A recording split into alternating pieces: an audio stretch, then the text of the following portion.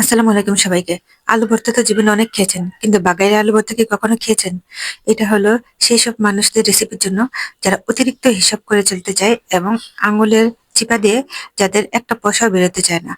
এই ধরনের মানুষের জন্য। কারণ এই ভর্তা একবার খেলে তারা মাছ মাংসের টেস্ট ভুলে যাবে এবং এই ভর্তা খেয়েই তারা জীবন পার করে দিতে পারবে। অতি সহজে এবং খুব কম খরচে। দেখেন আলুগুলো ১ম এ আমি সিদ্ধ করে ছিলে নিয়েছি।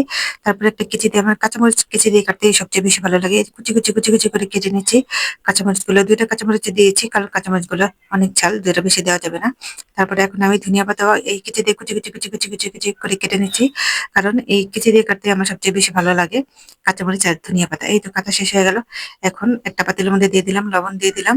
ভালোভাবে চটকে নিচ্ছি, কচলিয়ে নিচ্ছি। এখন এটার সাথে সিদ্ধ করে রাখা আলুগুলিকে দিয়ে ভালোভাবে চটকে কষলিয়ে নিলাম এবং কোনোভাবে দানা ভাবতে যে না থাকে সেভাবেই ভালোভাবে চটকে কষলিয়ে নিতে হবে। লবণটা একটু চেক করে দেখলাম, হ্যাঁ ঠিক আছে একদম পারফেক্ট।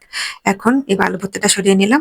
এখন একটা পাতিলের মধ্যে বেশি করে পেঁয়াজ নিয়ে নিচ্ছি। পেঁয়াজটা কিন্তু আলু চটকানোর সাথে মোটেও দেওয়া যাবে না, পরেই দিতে হবে। এখন তেল দিয়ে দিলাম। হালকা একটু ভাজা ভাজা হয়ে গেলে চটকানো আলুগুলোকে দিয়ে দিলাম। এখন ভালোভাবে নাড়তে হবে যতক্ষণ না পর্যন্ত তেল এবং আলু একেবারে মিশে যায় এবং তেলের কোনো অস্তিত্ব পাওয়া না যায়। এইভাবে ভালোভাবে আলুটাকে ভাজা করে নিতে হবে। এই যেভাবে পুরা হয়ে গেলেই বাগাইরা আলু ভর্তার সুন্দর একটা ফ্লেভার বের হবে। অতিরিক্ত হিসাবীরা অবশ্যই এই রেসিপিটা ট্রাই করে দেখবেন।